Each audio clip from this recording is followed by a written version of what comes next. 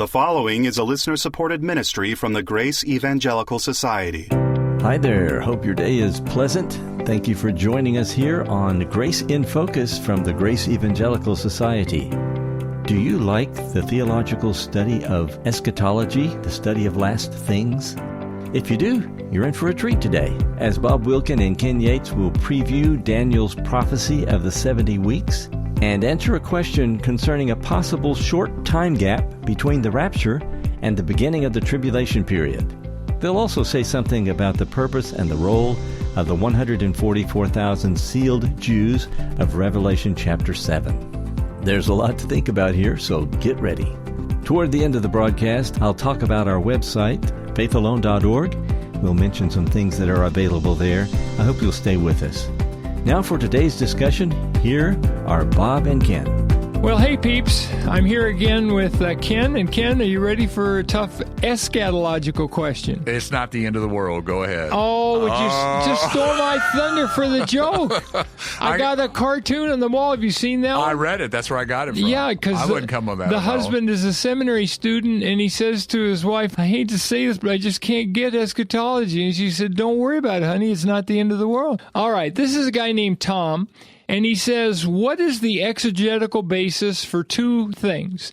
Number one, what is the biblical basis for stating that there is a gap between the rapture and the beginning of Daniel's 70th week? He says 2 to 3 months. I've often suggested there might be a month or two in between there.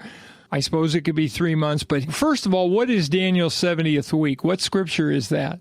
Well, we see that in Daniel chapter 9, verses 24 through 27, where Daniel speaks that the nation of Israel has 70 weeks. And we know from the context that this is 77s of years, so 490 years. We also know that after 69 years of that, Jesus was cut off, the Messiah was cut off with his crucifixion, and so there's 7 years left. And that's mentioned in verse 25. Right. It says, to restore and build Jerusalem until Messiah the Prince, there shall be 7 weeks and 62 weeks. So that's 69 weeks until Messiah the Prince. Right. So that's when Jesus has his triumphal entry, and then that's when he's killed. Right. And the only thing left is 1 more week. Or 7 years. The 70th 7, yeah. And we know he's talking about years here because in Daniel, it's talking about the 70 years of captivity being in Babylon. And so we know the context is talking about years. Right. And in fact, in verse 26, he says, and after the 62 weeks, in other words, it was 7 plus 62, so that's week 69, Messiah shall be cut off, but not for himself. In other words, he's dying for the sins of Israel and the whole world. And the people of the prince who is to come shall destroy the city and the sanctuary. That happened, A.D. 70. Right. Then verse 27 says... Yeah, verse 27, there's some differences among pre-trib dispensational guys when it says that in most of our translations it says, and he will make a firm covenant with the many for 1 week for those 7 years.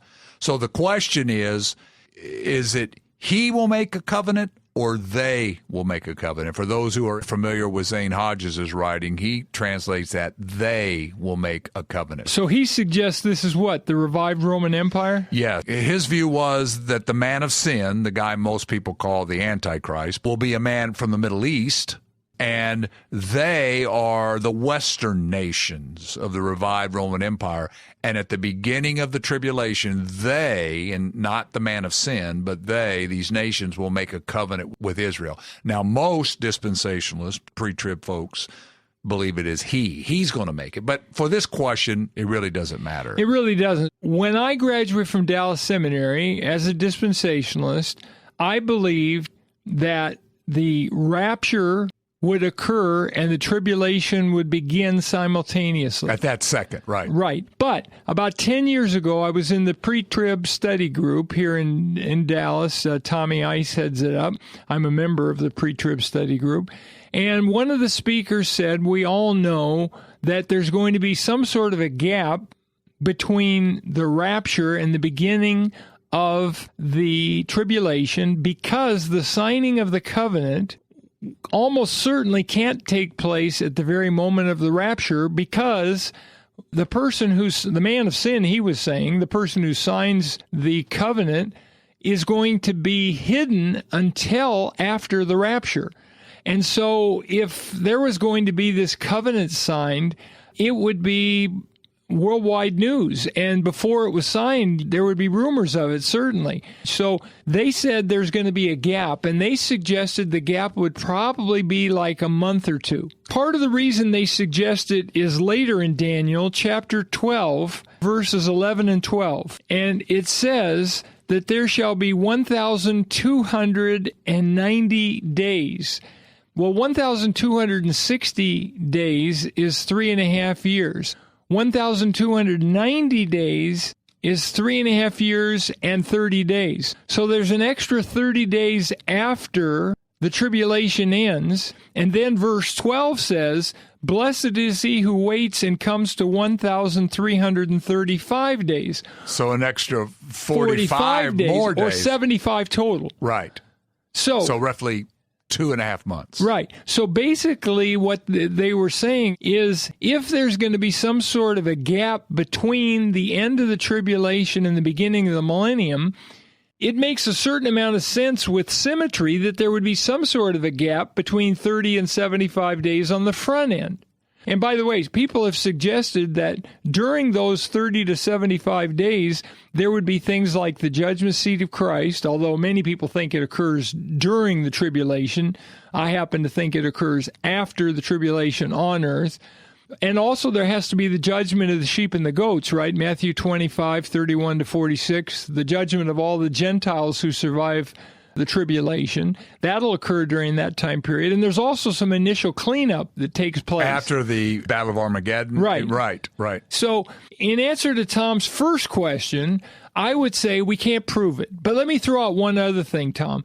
There's many gaps in prophecy. For example, Zechariah 9, verses 9 and 10, is where the triumphal entry is spoken of in 9:9. Right. And then 9:10 speaks of the millennium. So there's at least 2,000 years gap there. And in Luke 19:26 and 27, Luke 19:26 is the judgment of the third servant at the judgment seat of Christ.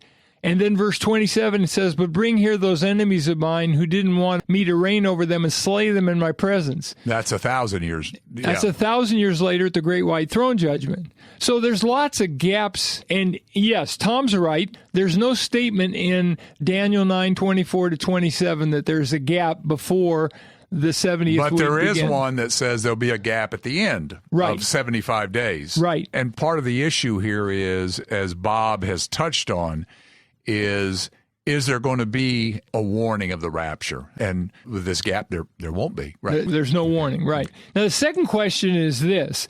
What evidence is there biblically that the 144,000 sealed Jews will be evangelists? We read in, chapter 7, is it, of yes, Revelation? Revelation 7. That he's going to choose 7,000. 12,000 from each tribe. 12,000 from each tribe, so 12 times 12 is still 144. Right. So 12,000 times 12 tribes, 144,000. We're not told, however, they're called evangelists, right? But can you read chapter 7? Yeah. I believe it says they're sealed, but it doesn't say anything about them being evangelists. And so what evidence, just pick one of the beginning verses. Right. In chapter 7, verse 3. And do not harm the earth or the sea or the trees until we have sealed the bondservants of our God on their foreheads. So, and does it say 12,000 of this tribe and 12,000 yes, of that starting in verse 4. Well, it says there were 144,000 sealed from every tribe of the sons of Israel. And then starting in verse 5, it lists the tribes. Okay, so 144,000 are sealed, but nothing there about them being called evangelists. No, but in verse 9, after these are sealed, we see starting in verse 9 that there is a great multitude that are saved out of the tribulation period. And it's certainly implied there that they're connected with these 144,000. That the 144,000 are the one who are evangelizing them. Sure. They're not called evangelists, but after these 144,000 are sealed, it talks about... it's verse 9, isn't it? Yes. Yeah, the very next verse. There was a great multitude which no one could count, And the angel tells them, well, these are the ones who've come out of the tribulation. And they're all crying out, saying, salvation belongs to our God who sits on the throne and to the Lamb. And they're believers, right? And then, of course, Jesus said in the tribulation period that the gospel is going to be preached to every country. The gospel of the kingdom will be preached to all the nations. So the good news that the kingdom is at hand is going to be preached all over the world. Now, theoretically, could God use Gentiles to take that message? Sure. Could he use other Jews besides the 144,000 sealed ones? Sure. But since the 144,000 are associated with this multitude who have come to faith, it sure sounds like they're evangelists. And this is a common dispensational view. And they have some kind of purpose. God has sealed them. They're 144,000, unless we just take this completely figuratively.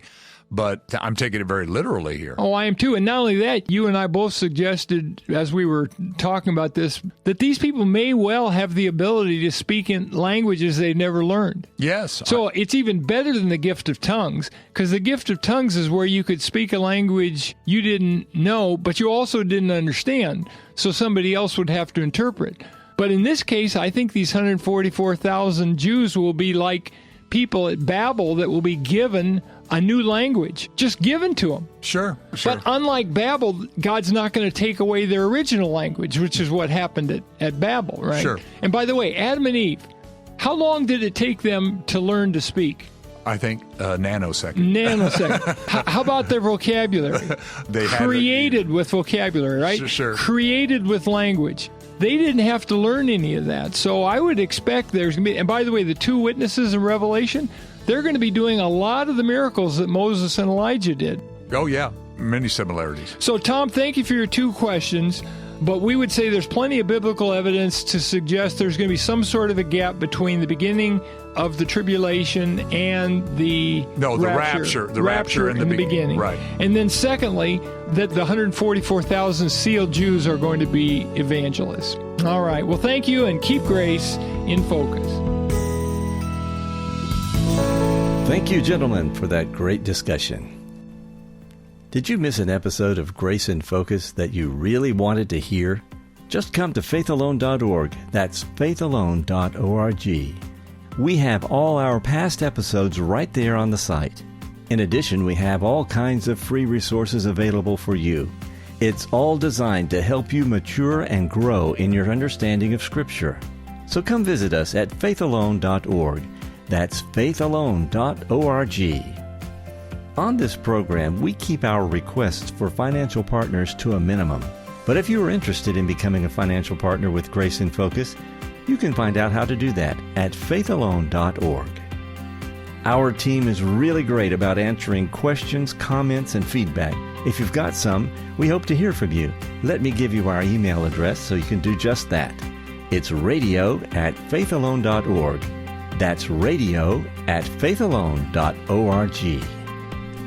And on the next episode of Grace in Focus, how do people justify that good works or good character prove or strongly suggest that one is born again?